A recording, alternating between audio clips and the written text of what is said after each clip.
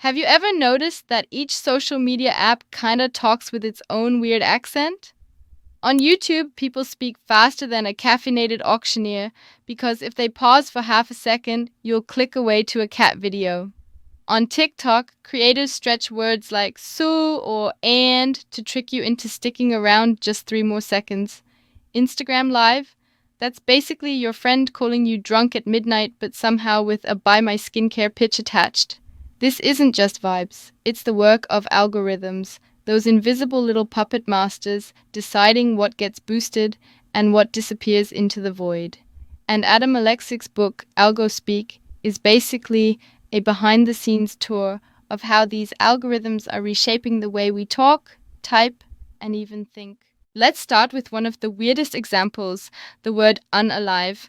Sounds like a phrase invented by a toddler describing a dead plant, right? But no, it blew up because TikTok's moderation system started banning words like kill or die. So people said, fine, we'll just say unalive. Boom! Suddenly a museum in Seattle used the word in a placard about Kurt Cobain. Everyone freaked out, but the truth is, this wasn't Gen Z irony. It was the algorithm forcing people to invent a euphemism that somehow escaped its filters. And it's not just English. Spanish TikTokers came up with desvivir, which literally plays off vivir, to live. Then you've got SEGGS instead of sex, corn emojis standing in for porn, and chili peppers winking at you with way too much innuendo. Creators dodge the filters, the platforms catch on, the creators invent new codes, and the cat and mouse game never ends. It's like being grounded by your parents, but with 3 billion people watching. Now, people have always used codes to dodge censorship. The early Christians had the fish symbol. Norman Mailer wrote fug instead of you know what. But what's new now is the speed and scale. Back then, it took centuries for symbols to spread. Now, a TikTok trend can go from one teen's bedroom to your grandma's Facebook feed in under a week. Speaking of speed, let's talk algorithms. Back in the day, early internet slang, things like LOL, Pund, or even getting rickrolled, spread because communities just thought it was funny. But starting around 2017, platforms ditched their simple ranking systems for machine learning black boxes, and nobody outside the companies knows how they work. Creators are left guessing what combo of hashtags, timing, and ridiculous faces will please the almighty algorithm god. And if you think memes are just funny cat pictures, Aleksic reminds us that the word meme comes from Richard Dawkins' The Selfish Gene. He meant it as a cultural virus, ideas hopping from one human host to another. Language works like that too. Some words stick, others die off. Remember Bay? Yeah, advertisers killed that one faster than a bad Netflix reboot. On the flip side, words like side-eye survive because they fill a gap we didn't know we had. Then there's TikTok's recommendation engine, which feels like it knows you better than your therapist. Its precision means if one slang word catches on, like Riz, suddenly the algorithm shoves it into millions of feeds. By the time the Rizzler song mashed together Riz, Sigma, and Skibidi, we hit peak nonsense. But guess what?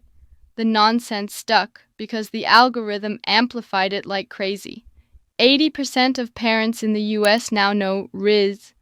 My parents don't even know how to spell Wi-Fi, but they know Riz. That's the power of the machine. Now, goofy slang is one thing, but here's where it gets darker. Algorithms don't just spread words, they shape what kind of words succeed. And guess what sells best? Emotional extremes. A study of New York Times articles showed that the more intense the emotion, the more likely it was shared.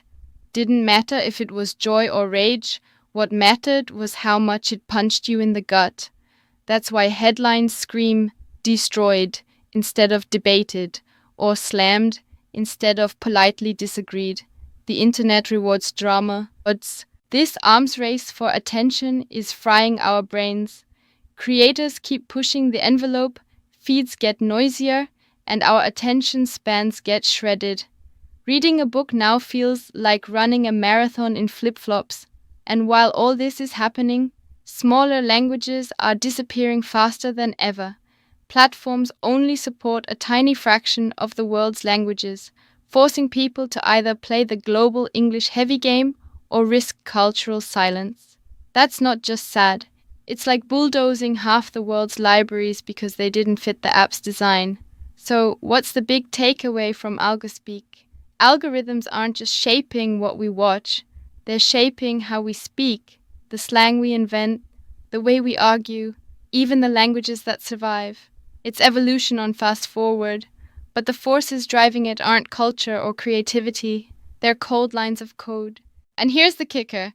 If you don't subscribe to this channel, the algorithm might bury this video faster than Bay in a BuzzFeed listicle. So hit subscribe, ring the bell, and save me from digital obscurity. Think of it as your way of playing along in the great algorithmic game, except instead of saying unalive, you just have to click a button. Way easier. In the end, Aleksic leaves us with a sobering but fascinating idea. Our words are no longer just ours.